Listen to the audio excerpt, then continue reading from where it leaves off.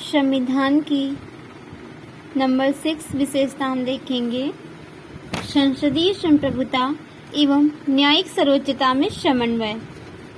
संसद की संप्रभुता का नियम ब्रिटिश संसद से जुड़ा हुआ है, जबकि न्यायपालिका की सर्वोच्चता का सिद्धांत अमेरिका के सर्वोच्च न्यायालय से लिया गया है। जिस प्रकार भारतीय संसदीय प्रणाली ब्रिटिश प्रणाली से भिन्न है, ठीक उसी प्रकार भारत में सर्वोच्च न्यायालय की न्यायिक समीक्षा शक्ति अमेरिकी सर्वोच्च न्यायालय से कम है। ऐसा इसलिए है क्योंकि अमेरिकी संविधान में विधि की नियत प्रक्रिया का प्रावधान है, जबकि भारतीय संविधान में विधि द्वारा स्थापित प्रक्रिया का प्रावधान है अनुच्छेद 21 में।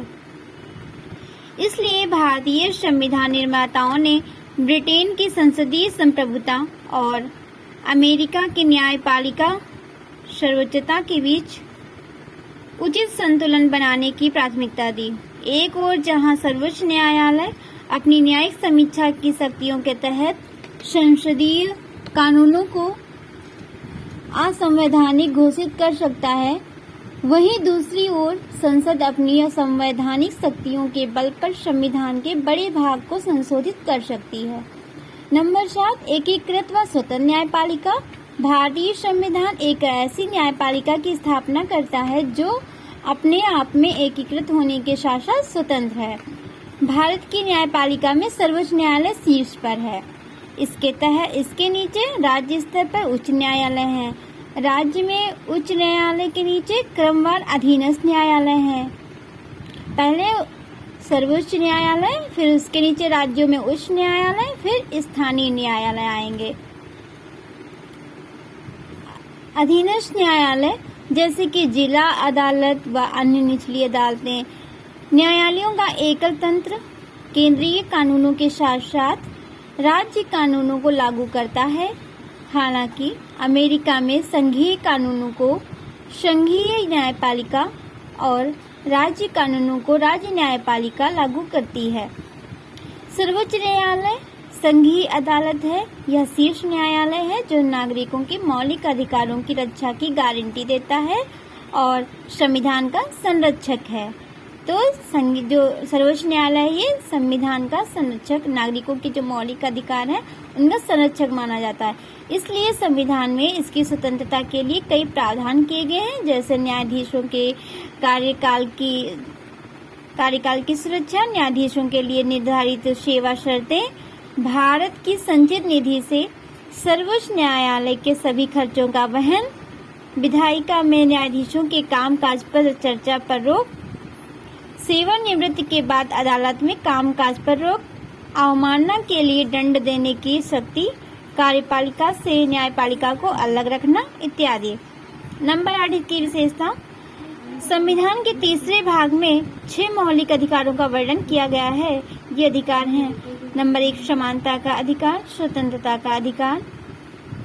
समानता का अधिकार अनुच्छेद 14 से 18, स्वतंत्रता का अधिकार अनुच्छेद 19 से 22 तक इसका वर्णन है। शोषण के विरुद्ध अधिकार अनुच्छेद 23 और 24 में वर्णन है। धार्मिक स्वतंत्रता का अधिकार इसका वर्णन अनुच्छेद 25 से 28 में मिलता है। सांस्कृतिक व शिक्षा का अधिकार अनुच्छेद 29 और 30 में मिलता है। संवैधानिक उपचार का अधिकार अनुच्छेद 32 में मिलता है। मौलिक अधिकार का उद्देश्य वस्तुतः राजनीतिक लोकतंत्र की भावना को प्रोत्साहन देना है।